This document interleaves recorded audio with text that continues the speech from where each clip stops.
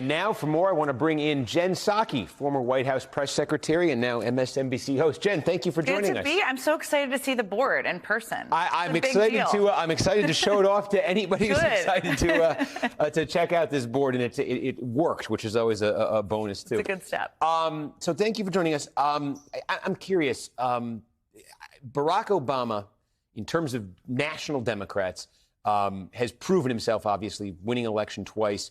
He's extremely good at motivating voters to get out and vote for him. Mm-hmm.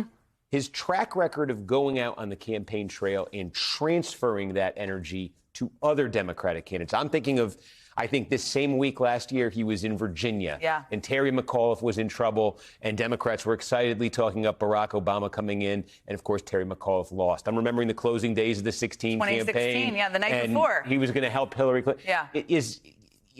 Is there a challenge here? Can you diagnose it, why he has struggled to transfer that support to other Democrats? And is there any reason to think it'll be different this year? Look, I think it's really hard for any surrogate, whether it's President Obama or a celebrity or a rock star, to transfer their support and love to another candidate. But it's still worth trying, which is why he's out there, because as Ellison was saying, this is the pivotal final stretch here in Georgia. There's only a couple more days of early voting. Barack Obama is still very popular. I think his popularity is almost 60% in the country.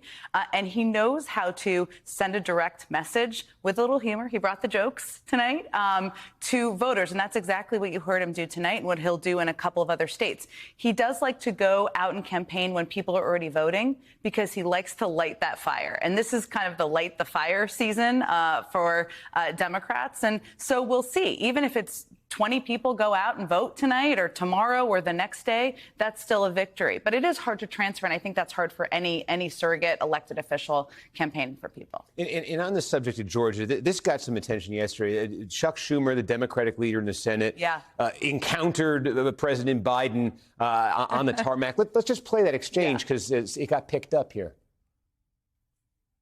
It looks like the debate didn't hurt us as much in Pennsylvania as it did, so that's good. And basically, we're picking up steam from that.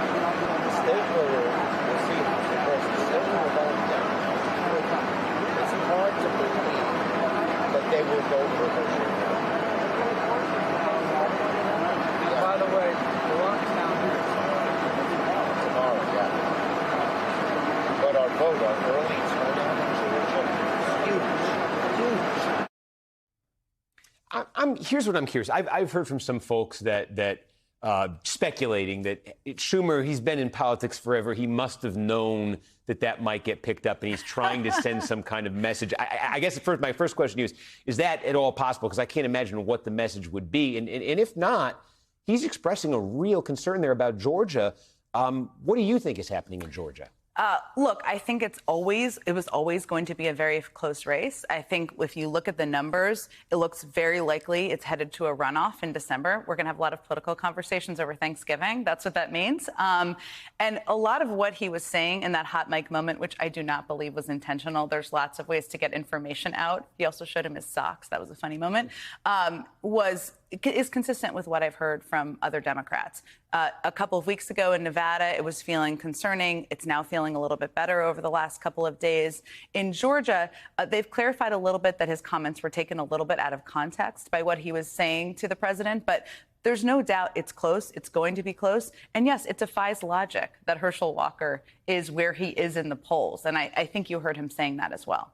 We showed where Barack Obama is going to be over the next couple of weeks. In terms of the current president, we do have he's in Pennsylvania tonight. Yep. This is his native state. Yep. He's going to be there with Barack Obama at that Saturday before the election. But otherwise, I think here's a Time magazine piece on this. This captures, it says, Biden prefers Delaware to the campaign trail, and Democrats aren't exactly complaining. Welcome to 2022, when a compromise candidate from 2020 is now seen as an albatross almost everywhere except his home states of Delaware and Pennsylvania. And even there, he's still underwater. I did see he's also going to Maryland. Maryland, not exactly a swing state. What does that say, that Barack Obama is out there this sort of expansively and Joe Biden isn't? Well, look, I think Barack Obama would say that when you're the former president, you're a little less under the spotlight in terms of people criticizing you, and his popularity is higher than it was when he was president. I think for President Biden, his objective is keeping the Senate and fighting like hell for the House. I don't think he's worried about how many campaign trips he's checking off a box. What he has done is raise a lot of money for candidates. He's gone and done fundraising events. He's done a lot of those privately, that's true. But his objective and the objective of the White House is to do everything that they can do to be helpful. That also includes talking about a lot of these accomplishments that are helpful to Democrats who are trying to show their voters, look, we are doing something about inflation. We are trying to bring your costs down. We are trying to lower the cost of prescription drugs. And he's been doing that a lot as well.